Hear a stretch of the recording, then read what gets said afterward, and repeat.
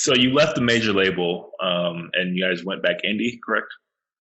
Yep. Now we have our own label, so it took like a year and a half to like finally figure out how to do this on our own again. Because like I think one of the blessings and the curses with a major label is like other people start to do these things for you, and you cede that responsibility, and then you like lose touch with the project in general, and also like with how to do the things that you've like let other people handle for a while. Yeah. So, but we feel empowered now, and it's cool. Like I think we're just going to be releasing music really steadily.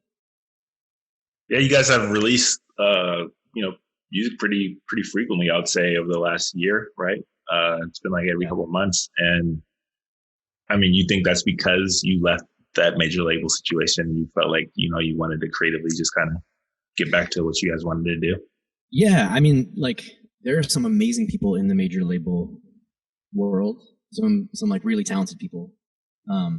It's like anything though. There's like some bureaucracy, and some people are just like idiots. And so like we had a song when Spotify first started. We had a song called James Dean that we put out, and it was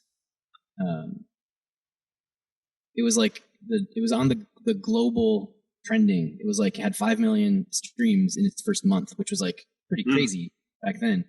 And so we said to Warner, like, we should make this a single, and they were like, no, streaming is not a thing. What year was this? This was 2015. Streaming is not a thing in 2015. Okay. Yeah.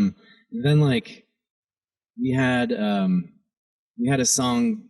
So after Gone, which was like the hit, we wrote Same Dark Places that premiered in 13 Reasons Why.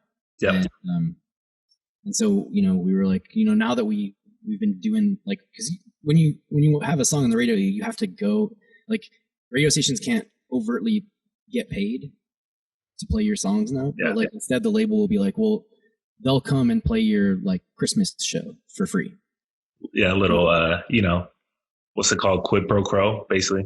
Yeah. So we did maybe 38 free shows that year, and so we were like, we should just at least put out another song so that they have something else they can play.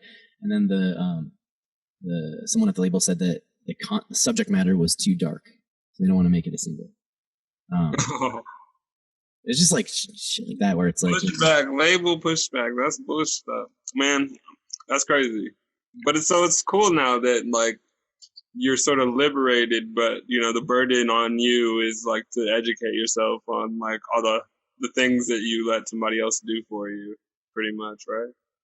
Yeah, and then also there's so the advantage is that we can put out things whenever we want, and put out like random things like Swish, but also the disadvantage is that like in order to get radio play, you do need like the major labels do have a monopoly on that system, Yeah. So like I think even Chance the Rapper was having trouble getting on the radio for a while, right? Like yeah, until Kanye started working with him on Coloring Book, he wasn't on the radio. But he was like streaming better than anyone. He was like great streams, but he didn't have that kind of that major label backing, so they weren't like pushing for him so much on radio. That's the weird thing. It's like it's definitely not a meritocracy. Like, there's no radio station that's actively looking to like. I mean, that's not true. There's a few that will actively look to try and like break new artists, but for the most part, they're just playing what their company that owns them, like Clear Channel or whatever, is telling them. I mean, that's the weird thing about the radio, right? Like I stopped listening to the radio a long time ago because of that, because they stopped actually looking to like introduce new artists, new music, and they were just really interested in just playing whatever was popular and whatever label is pushing it the most. And it just kind of, it all starts to sound the same, you kind of get lost into that whole top 40 playlist that everybody plays. And it's just like, man, like what those days of, radio, like breaking stuff, I think is kind of gone. Yeah, to an extent. I think to like in certain genres, like I don't know anything about country music, but I think like people still buy CDs that are country fans. So yeah, like that's very possible. Yeah, I mean, I think the radio is probably still important for them. Who knows?